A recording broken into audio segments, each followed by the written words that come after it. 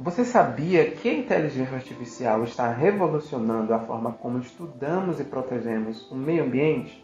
Iniciativas como o Map Biomas têm destacado a importância dessas ferramentas para o processamento de dados que ajudam a revelar as transformações no território brasileiro a partir da análise de imagens de satélite. Então, podem ser construídos e têm sido propostos, né, modelos de IA para analisar a grande quantidade de dados que podem vir, por exemplo, de câmeras que estão espalhadas no ambiente para poder monitorar a presença de fauna e flora, né, a imagem de satélite, imagem de sensores, né, por exemplo, sensores que são utilizados para rastrear animais, a monitorar a saúde de plantas, a mudança dos habitats, né, então todo esse volume de dados pode ser processado por mecanismos de IA para ajudar a obter conclusões a partir de volumes cada vez maiores de informação. Podcast in 3. Porque meio ambiente é vida. No episódio do Podcast Entre de hoje, vamos aprender um pouco mais sobre a inteligência artificial e sua relação com as pesquisas na área das ciências da natureza. Sou Gabriel Rodrigues e este é o tema do episódio 61. Para iniciar nossa conversa, peço que nosso convidado se apresente da maneira que se sentir mais confortável. Eu sou Ângelo Lola, sou professor da Universidade Estadual de Feira de Santana e sou pesquisador do INTRI. Eu tenho formação como engenheiro eletricista e como tecnólogo em processamento de dados. Fiz mestrado e doutorado na área de pesquisa de inteligência artificial e tenho atuado nos temas de inteligência artificial há mais de 20 anos, né? Seja muito bem-vindo, professor Ângelo. Qual a relação entre inteligência artificial e as ciências da natureza? Antes de falar em inteligência artificial, a gente precisa considerar também o impacto que a computação em si tem na ciência como um todo, né? Então, teve, por exemplo, uma revista da Nature em 2006, né? Então já faz quase 20 anos aí, né? Com uma edição especial só para falar como a computação tem impactado a ciência de toda forma, né? Inclui, obviamente, aí as ciências da natureza, né? Então, o avanço da tecnologia da computação, né, envolvendo aí capacidade de processamento, transmissão de dados, né, revolucionou como os cientistas trabalham, né? Oferecendo novos métodos, novas formas, né? E entre elas, por exemplo, sequenciamento de genomas, monitoramento do clima na Terra, né, e avanços científicos aí recentes que não poderiam ser possíveis se não houvesse o aumento da capacidade de processamento, poder computacional dos computadores.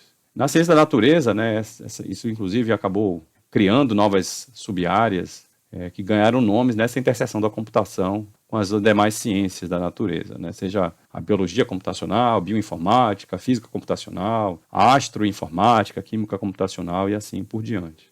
Mas, particularmente, a inteligência artificial ela pode ser vista como um método computacional que também, como outras já foram utilizadas pela ciência, tem sido utilizado pela ciência também, né? Então, tem muitos problemas científicos que podem ser abordados usando técnicas de IA, como problemas de otimização para buscar soluções para algum problema de minimização ou maximização de alguma função objetivo, né, que descreve algum problema de interesse, ou também na área de classificação ou regressão a partir de dados, para induzir modelos, né, criar modelos a partir desses dados, como, por exemplo, categorizar instâncias lá de dados científicos, dizer se é de um tipo ou de outro tipo, né, automaticamente, classificar elementos numa imagem de telescópio, ou ainda agrupar dados baseados em similaridade, né, para encontrar padrões e agrupamentos.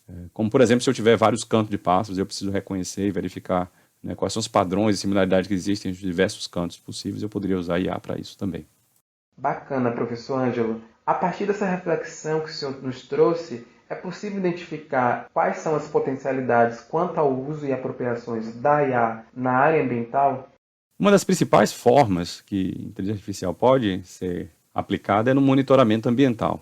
O modelo de IA ele pode ser aplicado para analisar grandes volumes de dados do próprio meio ambiente, né? Então, por exemplo, imagens vindas de satélite, assessoramento remoto, dados de sensores que estiverem em campo, né, coletando informações, ou qualquer outra fonte de dados para, por exemplo, detectar quando ocorrer alguma mudança no bioma, né, como um desmatamento, né, ou outros fenômenos que de alguma forma mudaram aquele ambiente natural e que tipo de mudança está acontecendo e detectar automaticamente a presença dessas mudanças. Ele também pode ser utilizado para realizar predições sobre um evento que pode acontecer naquele ambiente. Então, os dados sobre as condições ambientais, né, como dados sobre qualidade do ar, qualidade da água, a temperatura de ambiente, eles podem ser utilizados para treinar e induzir modelos de IA que podem ser capazes de detectar, classificar e realizar predições diversas. E as informações que são obtidas a partir desses modelos podem ser, por exemplo, utilizadas para acompanhar uma iniciativa ambiental, para identificar se uma determinada área do meio ambiente ali precisa de uma atenção, precisa de uma intervenção, ou para auxiliar na tomada de decisão política, né? Então, uma vez treinado esse modelo, ele gerando predições ou gerando, né, detecções precoces, né, ou processamento de grandes volumes que talvez um ser humano não pudesse realizar, ele pode ser um grande auxílio, né, nesse sentido, na área ambiental.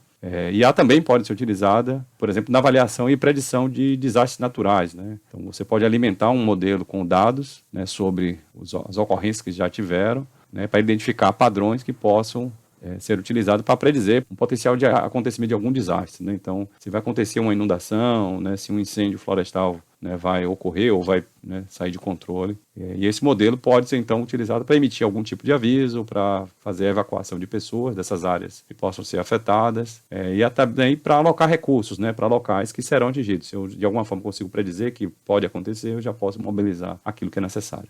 Quando o assunto é inteligência artificial, professor, sempre encontramos dúvidas quanto às pesquisas feitas através da mineração de dados. Podemos confiar nesses resultados? A discussão sobre confiabilidade de sistemas de inteligência artificial, ela é um tema extremamente pertinente, principalmente no momento atual, porque tem ganhado muita relevância nos últimos anos, né? Já que os sistemas de IA têm sido utilizados para muitas aplicações no mundo real. Deixou de ser meramente uma questão acadêmica e tem sido utilizado no mundo real, né? Então, seja num estudo ambiental, né, ou qualquer outra área de aplicação. Então, a gente pode falar de questões relacionadas como confiança, né, como viés, né, viés nos dados que treinaram o modelo, assim como viés nas saídas que estão sendo geradas por esses modelos. Falar em privacidade, né, de informações e de dados. Falar em questões de segurança desses modelos em si, desses sistemas de IA. E essas são questões que são levantadas, mas que não tem respostas fáceis, né, ou simples para isso. É uma questão ainda aberta a muita discussão, né, sobre como é que a gente pode avançar, né, na avaliação obviamente, na mitigação, né, de possíveis falhas que a IA possa ter. E quais outros pontos precisam ser lembrados quanto à aplicação da IA nas pesquisas, professor? A gente também viu, né, nos últimos anos também acontecendo muitos avanços nas questões legislativas, né? Então têm sido propostas em vários países leis que de alguma forma regulam o uso e a aplicação de IA, mostrando que essa agenda também não é uma agenda só acadêmica, tecnológica, mas é uma agenda também de política pública, né? E quando a gente está falando de um sistema de IA confiável, precisa lembrar que esse sistema de alguma forma precisa passar por algum tipo de processo de teste, de validação, né? E também avaliação e ponderação sobre os riscos, né? Obviamente, dependendo da aplicação dele, né? Quanto mais crítica for a aplicação, maior o nível de confiança que nós precisamos ter, né? Mas também vai levantar questões sobre avaliar a robustez daquele sistema, ataques, né? Imaginando que o sistema está lá, mas alguém pode atacar ele para tentar modificá-lo, né? E eventualmente alterá-lo de alguma forma, a privacidade dos dados que estão sendo utilizados, e se esses modelos eventualmente podem, de alguma forma, invadir ou expor a privacidade dos dados. Mas também a gente tem elementos a serem discutidos, estão relacionados também à responsabilização, né, a equidade, a transparência dos próprios modelos, a capacidade de explicabilidade, né, se aquela predição que foi realizada é possível ser explicada para que um ser humano possa analisar, né, de como é que se chegou àquela conclusão, né, ou se chegou naquele resultado. Mas é claro que quando a gente fala de aplicação de IA em estudo ambiental, isso é parte da discussão, né? Então, assim, para além de qualquer outra questão de confiabilidade, também, né, na IA nos estudos ambientais, né? Então, discutir, por exemplo, quais são as implicações se houver uma predição equivocada sobre uma mudança em um bioma, né? Olha, aqui não é um desmatamento, mas era um desmatamento, ou vice-versa. Ou na predição de um evento natural, né? Vai acontecer uma inundação ou não vai acontecer, e se o resultado estiver equivocado, qual é a consequência disso? Como o senhor observa as críticas levantadas em relação à IA? A gente sabe que, obviamente, falhas podem ocorrer, né, tem que ser minimizadas, mas podem ocorrer, mas entender como é que o sistema funciona, né, as vulnerabilidades que ele tem nele, para saber, inclusive, a confiabilidade dele, para que isso seja ponderado né, na tomada de decisão. Então, entender como é que o sistema funciona, saber como é que ele foi avaliado ou validado de alguma forma, testado, quais foram os dados que foram utilizados inicialmente para gerar aquele modelo, né, para treinar aquele modelo de IA. Entender também qual é o grau de incerteza sobre uma saída, né, um resultado que saiu lá do modelo, né, qual é a certeza que a gente pode atribuir ou a incerteza pode atribuir para poder, quem tiver que tomar uma decisão, saber sobre isso, né, e poder ponderar para a sua tomada de decisão. E aí, nesse sentido, é importante entender que quando a gente fala de IA, não é a autonomia plena desses sistemas, né? Mas lembrar que tem que existir o que a gente chama de agenciamento humano, né? Ou seja, o agente humano é que está em controle, né? O sistema não está em controle pleno, ele tem que ter uma supervisão e todas as suas decisões finais, as decisões finais têm que ser tomadas por seres humanos, né? E não pelo sistema em si, né? Mas o sistema de IA se propõe a ser uma ferramenta pensada para ser um uso humanizado, um uso por um ser humano, né, que pode, a partir do uso desse modelo, ampliar suas percepções, ampliar o número de informações que ele tem e que ele possa utilizar para sua tomada de decisão, que seja uma decisão mais informada. Muito bacana, professor. Já encaminhando para o final, gostaria que o senhor pudesse apontar de que maneira a inteligência artificial pode ajudar na conservação ambiental. Então, podem ser construídos e têm sido propostos, né, modelos de IA para analisar a grande quantidade de dados que podem vir, por exemplo, de câmeras que estão espalhadas no ambiente para poder monitorar a presença de fauna e flora, né? A imagem de satélite, imagem de sensores, né? Por exemplo, sensores que são utilizados para rastrear animais, monitorar a saúde de plantas, a mudança dos habitats, né? Então, todo esse volume de dados pode ser processado por mecanismos de IA para ajudar a obter conclusões a partir de volumes cada vez maiores de informação. Então, isso permite, por exemplo, que se identifique áreas que sofrem desmatamento, monitorar a população de espécies ameaçadas, né, a partir desse volume de dados, né? Então, a ideia de que a IA está associada como uma ferramenta para processar grandes volumes de dados e aprender padrões nesses dados para poder auxiliar, né, nessas análises. Mas ela também pode ser utilizada para modelar como os ecossistemas em si, né, estão respondendo a diversos fatores, né, tentar entender a relação, né, que existe entre determinados condicionantes e o que é que acontece naquele ecossistema, como, por exemplo, né, se a gente analisar alterações climáticas ou a influência de atividade humana para um ecossistema, ou prever possibilidade de impactos, né, de certos fatores, né, desses fatores na biodiversidade, né, e tentar, com base nessas análises e na compreensão melhor do que está acontecendo, ajudar no desenvolver estratégias que sejam mais eficazes. Professor, e como a IA está transformando a forma como entendemos fenômenos naturais complexos? Quando falamos de sistemas naturais complexos, estamos falando aí de sistemas que são compostos de múltiplas partes, com muitas interações, né, múltiplas interações entre essas partes. Então, nesse sistema a gente espera, em geral, que existam sempre propriedades ou características que surgem em um nível sistêmico, né, mas que não podem ser reduzidos ali às partes em si. Então, são sistemas difíceis de serem preditos, né, de serem analisados. É o exemplo, por exemplo, de sistemas ecológicos, sistemas evolutivos, que são sistemas complexos, né, assim como eu posso falar, né, de sistemas de comunicação, sistema de linguagem, né? Então, comunicação entre falantes, como é que surge um sistema, né? E como é que ele se comporta, como é que ele muda, é alterado, quais são os mecanismos que podem estar por trás. São todos exemplos de sistemas complexos. E IA, ela pode ser aplicada como uma forma de conceber modelos desses agentes que estão envolvidos, modelando e simulando esses sistemas e permitindo que assim se possa estudar suas características. Então, é uma abordagem de tentar reconstruir, né, simular, né, esses ambientes com suas partes e interações, verificar os mecanismos que potencialmente podem estar por trás, as condições que eventualmente conduzem o sistema a um estado ou a outro estado, né, e aí, a partir disso, analisar, né, o sistema que foi modelado originalmente, o sistema real, e tirar conclusões a partir disso, né? Então, é algo que a gente já...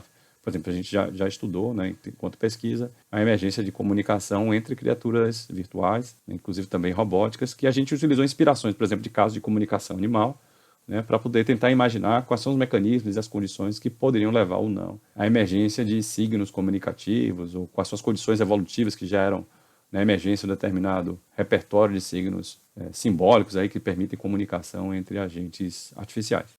Para encerrar, gostaria de pedir que o senhor indicasse para os nossos ouvintes iniciativas que tratem da questão ambiental atreladas ao uso de inteligência artificial. A gente tem um exemplo relativamente próximo, que é do projeto Map Biomas, né, que analisa imagens, principalmente imagens aí de satélite, para tentar detectar né, e produzir mapas detectar padrões, produzir mapas de diversas características do ambiente, né, características ambientais do Brasil. Coisas como, por exemplo, detectar desmatamentos, queimadas, identificar áreas de mineração, áreas de garimpo, né, mapear as superfícies de água, né, e também intervenções humanas que de alguma forma afetem aspectos dos biomas do país, né? Então, esse é um projeto que está bastante presente em diversas análises. E para isso, o que é que eles utilizam muitas vezes, né, é treinar, né, modelos de inteligência artificial para que ele possa processar, né, essas imagens de satélite, né, e identificar automaticamente esses padrões e construir esses mapas de todo o território brasileiro, né, para poder reconhecer essas características aí de interesse.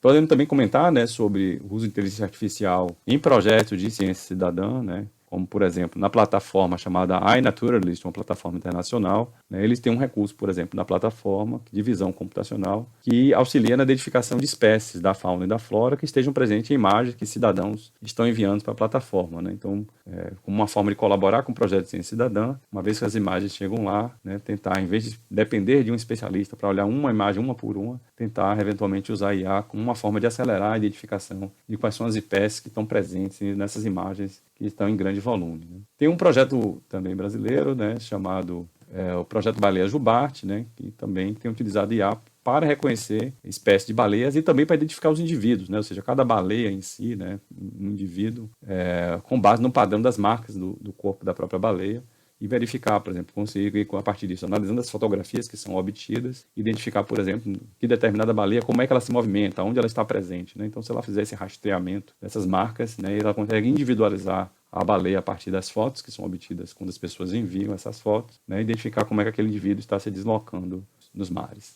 Agradecemos mais uma vez sua contribuição, professor Ângelo. Com certeza foi um momento de muito aprendizado que potencializou ainda mais nossos interesses em entender como a inteligência artificial tem participado do cotidiano, especialmente quando o assunto é meio ambiente e ciência. Aos ouvintes que acompanharam até aqui, peço que deixe sua sugestão ou comentário nas nossas redes, indicando quais temas podemos trazer nos próximos episódios do podcast Intri, pois chegamos ao fim de mais um episódio. Mas logo mais a gente se encontra. Segue com a gente. Podcast Intri. Porque meio ambiente é vida.